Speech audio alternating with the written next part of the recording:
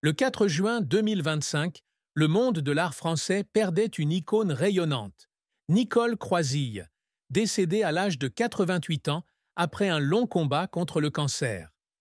La triste vérité qu'elle a finalement admise avant sa mort était la profonde blessure qu'elle portait en elle, la douleur qu'elle avait cachée pendant des décennies sous l'apparence radieuse d'une chanteuse, actrice et danseuse talentueuse. La vie de Nicole Croisille fut un long voyage, où elle a conquis les sommets de l'art tout en affrontant les abîmes de la perte et de la souffrance. Sa plus grande tristesse ne résidait pas seulement dans ses échecs personnels ou ses difficultés professionnelles, mais aussi dans son profond sentiment de solitude, un sentiment qu'elle portait en elle dès ses premiers pas dans le monde de l'art. Plus tard, assise dans son petit appartement parisien, contemplant la Seine scintillante au coucher du soleil, elle confia un jour à une amie proche qu'elle se sentait toujours comme une voyageuse, chantant des mélodies joyeuses, mais que son cœur était lourd de souvenirs de tristesse. Née le 9 octobre 1936 à Neuilly-sur-Seine, une élégante banlieue parisienne, Nicole Croisille grandit dans une famille modeste. Son père, Jean Croisille, guide touristique, toujours occupé par de longs voyages, la laissait à la maison avec sa mère, Germaine de Corde, pianiste amateur. Dès son plus jeune âge, Nicole fut fascinée par la musique de sa mère, les douces mélodies qui résonnaient sur le vieux piano du salon. Mais son père, homme pragmatique, ne soutenait pas les rêves artistiques de sa fille. Il souhaitait qu'elle mène une vie stable, peut-être un emploi de bureau ou une carrière moins risquée. La désapprobation de son père fut l'une des premières souffrances de Nicole. Elle racontait souvent qu'enfant, elle se tenait devant un miroir, s'entraînant seule à danser et à chanter, mais craignait toujours que son père n'entre et la gronde pour trop rêver. Cependant, sa passion pour l'art l'emporta. À l'âge de 15 ans, elle commença à étudier la danse classique, puis fut acceptée auprès de Marcel Marceau, maître de la pantomime. Ces années, bien que difficiles, firent d'elle une artiste polyvalente, capable non seulement de chanter, mais aussi de raconter des histoires à travers chaque danse et chaque geste. Le plus grand chagrin de Nicole Croisille, comme elle l'a admis lors d'un entretien confidentiel en 2024, fut la perte de ses proches. Elle ne s'est jamais mariée, ce qui lui a laissé un sentiment de perte qu'elle partageait rarement avec le public. Plus jeune, elle tomba profondément amoureuse d'un musicien français, rencontré lors d'une tournée en Amérique du Sud en 1957. C'était un saxophoniste talentueux, au sourire chaleureux et aux yeux flamboyants. Ils rêvaient d'un avenir ensemble sur scène, mêlant musique et amour. Mais leur relation s'est effondrée lorsqu'il a décidé de la quitter pour poursuivre une carrière aux États-Unis. Cette séparation a laissé une blessure au cœur de Nicole qui ne s'est jamais refermée. Elle a dit un jour qu'à chaque fois qu'elle chantait « Parlez-moi de lui », l'une de ses chansons les plus célèbres, elle pensait à lui, à ce qui aurait pu arriver s'ils ne s'étaient pas séparés. Sa tristesse ne résidait pas seulement dans la perte de l'amour, mais aussi dans le sentiment d'être seule dans un monde où elle devait être forte et brillante. Sur scène, elle cachait sa douleur derrière des sourires, mais dans ses moments de solitude, elle s'asseyait souvent près de la fenêtre, écoutant la pluie tomber et laissant couler ses larmes en silence. La carrière de Nicole Croisille est une histoire de talent, de travail acharné et de défis constants. Elle débute comme danseuse à la Comédie-Française, où elle apprend à transmettre des émotions par ses mouvements.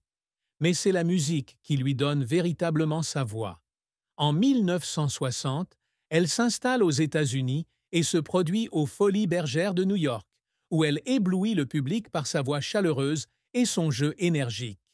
De retour en France, elle devient rapidement une star grâce à la chanson « Un homme et une femme », générique du film éponyme de 1966. Ce légendaire air de Habadabada, avec sa voix et celle de Pierre Barou, inscrit son nom dans l'histoire de la musique française. La chanson est non seulement un succès commercial, mais aussi une icône culturelle, résonnant dans les cafés, les rues de Paris et dans le monde entier. Elle a dit un jour qu'à chaque fois qu'elle chantait cette chanson, elle avait l'impression de raconter sa propre histoire d'amour, même si elle était fictive. Mais la carrière de Nicole n'a pas toujours été glorieuse. En 1974, elle fut choisie pour représenter la France au concours Eurovision de la chanson avec les chansons Tu m'avais dit et Je t'aime un point, c'est tout. Elle avait passé des mois à se préparer, rêvant du jour où elle monterait sur la scène internationale et apporterait la gloire à son pays. Mais ce rêve fut brisé lorsque la France se retira du concours après la mort du président Georges Pompidou. Debout dans le studio, Nicole contempla la musique préparée et eut l'impression que le monde s'écroulait sous ses pieds. Elle ne pleura devant personne, mais de retour dans son petit appartement, elle laissa couler ses larmes. Ce fut l'une des rares fois où elle eut le sentiment d'avoir échoué, non pas par manque de talent, mais à cause de circonstances indépendantes de sa volonté. Mais Nicole ne laissa pas cet échec la définir.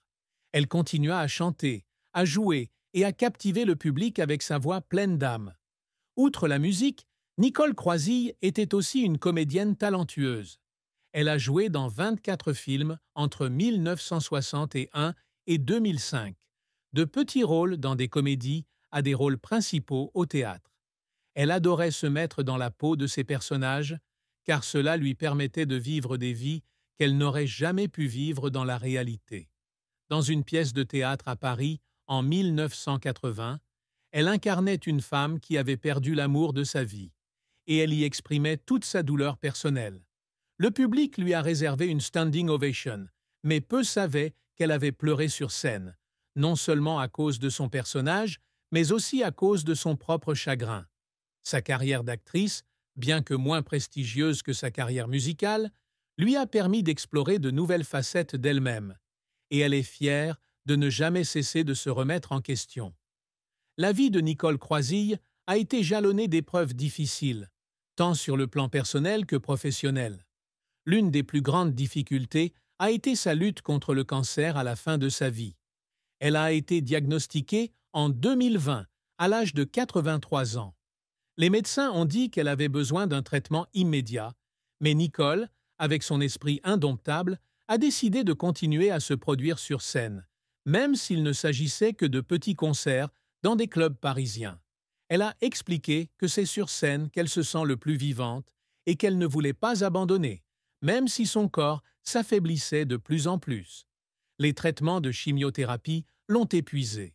Ses cheveux gris sont tombés, mais elle est apparue devant le public avec un sourire éclatant, comme si rien ne pouvait l'arrêter. Son agent, Jacques Medge, a dit un jour qu'elle avait lutté contre la maladie de toutes ses forces et de tout son courage, mais que dans ses moments d'intimité, elle restait souvent seule, regardant par la fenêtre et repensant à ce qu'elle avait traversé. Un autre défi dans la vie de Nicole fut la faillite personnelle à laquelle elle fut confrontée dans les années 1990. Elle a admis avoir pris une mauvaise décision financière en investissant toutes ses économies dans un projet théâtral ambitieux, mais finalement infructueux. Elle a perdu son cher appartement parisien, a dû déménager dans un logement plus petit et, pendant un temps, a dû compter sur l'aide de ses amis. Cela lui a causé de la honte, car elle avait toujours été fière de son indépendance. Elle se regardait devant le miroir et se demandait si elle était encore digne de l'amour du public. Mais c'est dans les moments les plus sombres qu'elle a trouvé la force de continuer. Elle est remontée sur scène, a chanté ses anciennes chansons et a progressivement reconstruit sa vie. Cette résilience, bien que peu connue du grand public, est une part importante de son histoire. Ce qui rend Nicole Croisille vraiment triste, et l'une de ses plus profondes tristesses, c'est de ne jamais avoir eu d'enfant. Dans une interview en 2023, interrogée sur son plus grand regret, elle confia discrètement avoir toujours rêvé d'une famille, d'enfants qu'il appellerait maman. Mais la vie d'artiste, avec ses tournées interminables et ses longues nuits en studio, l'avait empêchée de réaliser ce rêve. Elle contemplait les familles heureuses dans les rues de Paris, les enfants tenant la main de leurs parents, et ressentait un pincement au cœur. Elle cachait cette tristesse derrière des mélodies joyeuses, mais dans des chansons comme « Si l'on pourrait choisir sa vie », elle déversait tous ses regrets. Elle chantait que si elle pouvait choisir à nouveau sa vie, elle ne changerait rien. Mais au fond d'elle, elle savait qu'un petit coin de son cœur aspirait à quelque chose qu'elle ne pourrait jamais avoir. La tristesse s'intensifiait lorsqu'elle pensait aux êtres chers qui la viennent quitter. Sa mère, qui lui avait inculqué l'amour de la musique, mourut alors que Nicole avait 30 ans. La mort de sa mère fut un choc terrible, car elle l'avait toujours considérée comme sa seule confidente, quelqu'un qui comprenait ses rêves et ses peurs. Elle se souvenait des après-midi passés avec elle, à l'écouter jouer du piano et à parler de sa jeunesse. Lorsque sa mère partit, Nicole eut l'impression qu'une partie d'elle-même s'en allait. Elle commença à écrire des chansons plus tristes, plus profondes,